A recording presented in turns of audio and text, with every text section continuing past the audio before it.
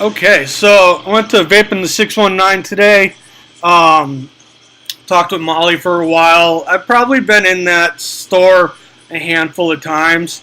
Um, and I wouldn't keep going back if I didn't like the service that I got there. I didn't like the juice or anything like that. But today I went in specifically to get a new atomizer. The reason I went there today was one, I was in the area, and two, they open an hour before Vapure and Vapormeister do. Um, However, it's nothing against those companies. They're both um, good vapor shops. I would rather go to Vapormeister than I would Vapure. And between Vapormeister and Vapin the 619, it's almost a draw. It's whichever area I'm probably going to be in. Now, I said I went in there today, and it was to get this guy right here, a new atomizer, and I ended up picking up the Plume Vail. Went home, 24 gauge Canthal macro coils. Nothing, no thrills about it. You can see those wicks are nice and juiced up. I'm sorry, Molly, this isn't your juice that I'm using. It's from Vapor Bomb. Just because I have a plethora of juices from different places, I couldn't justify spending more money on juice today. But I could definitely justify buying one of these Plume Vails from you. So before I put the top back on, I'm going to hit it really quick. Oh yeah, chucks the vape really great. And that's just Canthal. It's not nichrome wire. It's not nuclear wire or rage wire or anything. It's just Canthal. 7 wraps on a macro coil. Now you can see here, it has 4 screws. I don't know. I don't think my MacBook here is gonna perfectly zoom in on it. It has 4 screws because these 2 screws right here in the middle, these 2 screws right here are 2 individual holes, one for each coil in the positive. So what's nice about that is you don't get competition like you would using a Stellaire or another single positive posted atomizer.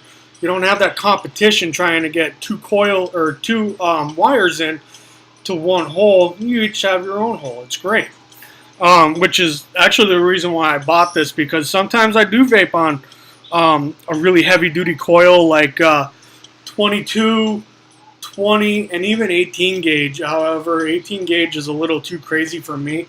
And it's probably because when I did vape 18 gauge, it was nichrome wire, which is like super sub-ohm. I was like 0.3 ohms when I measured the coil on, I use an actual multimeter, and that's how I check my ohms. I don't use the one where you screw your atomizer into it. I just hook these little guys right here up to my coil,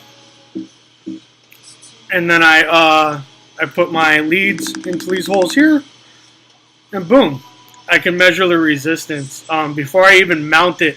And I feel like for me that'll give a more truer resistance of what the coils have for an actual ohm, versus if I had just put it on the atomizer and then tested it, because at that point you have the resistance of the posts and everything working against getting an actual ohm reading, although it's probably only off by like a tenth of an ohm, if that. So instead of reading like 0.7 ohms, it'll read 0.8 ohms. But whatever, I'm not going to spend $10 on a ohm meter when I have a multimeter that I use for when I do electronics and stuff like that.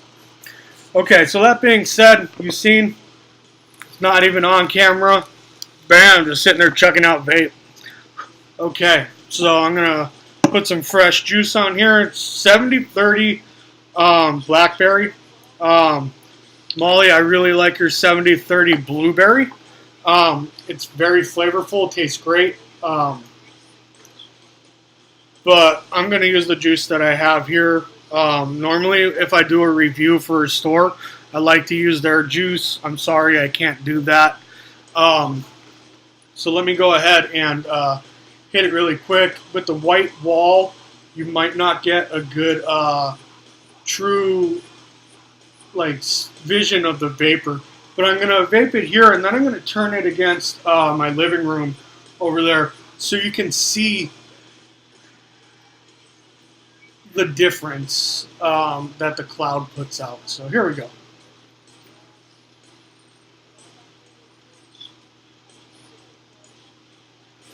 Alright, so it didn't seem all that crazy, but I'm going to blow it towards the couch here, and then you can see that that big difference. And you got my dog there in the background, Rex, grumbling. We call him Rexy Grumbles. But here we go.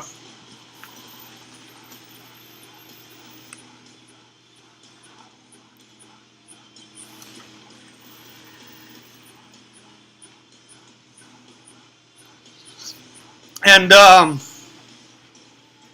going to close off the holes all the way. Actually, I'm going to re-drip here. I use Japanese organic cotton, and it wicks really fast. And because of that, it'll blow through juice really easily, but it's the cleanest flavor I can get out of it.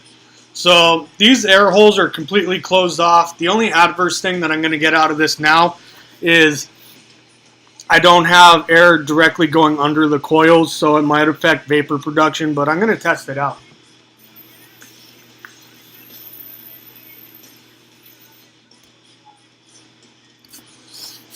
So yeah, it kind of adversely affected it. I'm not getting super clouds off of this guy, but that's fine. I'm going to plug up these two holes, or these 3 holes on the side. Then I'm going to hit it and see if that really makes a big difference, because I can easily plug these holes up with anything. Medical tape if I really have to. I have that handy here in the drawer. Don't ask me why. Here we go. I'm going to block off these holes here, and then I'm going to take a vape.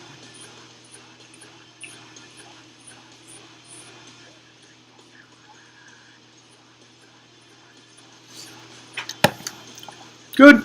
I really like the this atomizer. Before I was using a Stellaire, and if I hold my Stellaire up, you can actually see I got juice accumulated around here, and that's where my drip tip goes into. Now,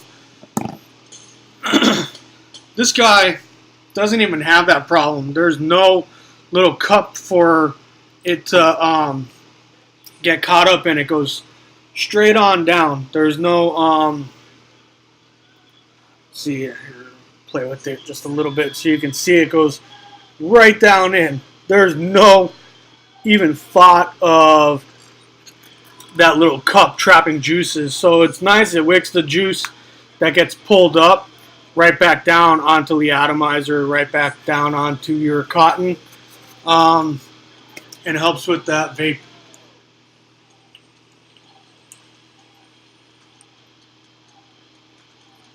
So it's nice. I really enjoy it. For the stiffer draw, I always go to my Cajon tank. It's a clone, Cajon 3.1 clone, and it's on a Carvel clone. And this is what the vapor production looks like on this guy. I have to say that it's not a normal coil. It's not horizontal. It's like a chimney coil, I believe it's called. That's what Rip Trippers calls it. And basically it goes like this, and the hole directly has the air hole going up in between it. So it has all the coil packed around the it has all the wick packed around the outside, and it produces a much better flavor than I can get off the Plume Vail and off my Stellaire. But the vapor production isn't there, but it's a really nice dense vape. I might cough just because that dense vape kind of does that to me. And This is like my 4th revision on the video, so I've been hitting this thing like a freight train on different videos before I finally tune this one. Excuse me, and I'm happy with this video here. So here we go.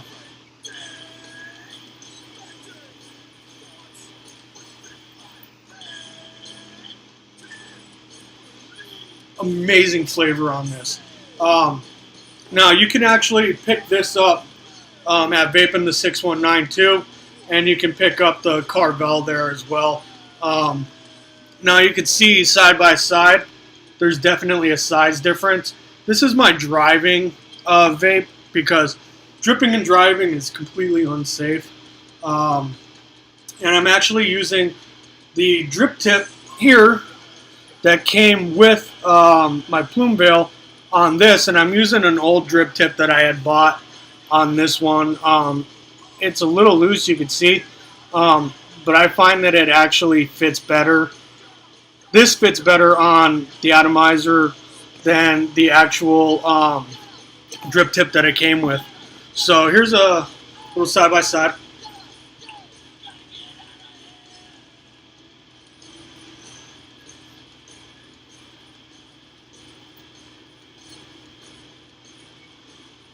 So you can see there's definitely a vapor difference. And I got both the air vents on this thing opened up. So it's going to pull as much air as it can through this.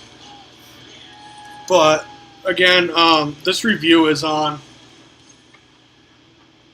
the Plume Vail RDA that I bought from Vapin the 619 today. Thank you very much for the great customer service. I always appreciate it. It really means a lot to me. If you guys are looking for juice or a new RDA, she has fantastic prices on her RDAs and her juices. So definitely check it out if you guys get a chance. I'm going to sit here and enjoy my vape.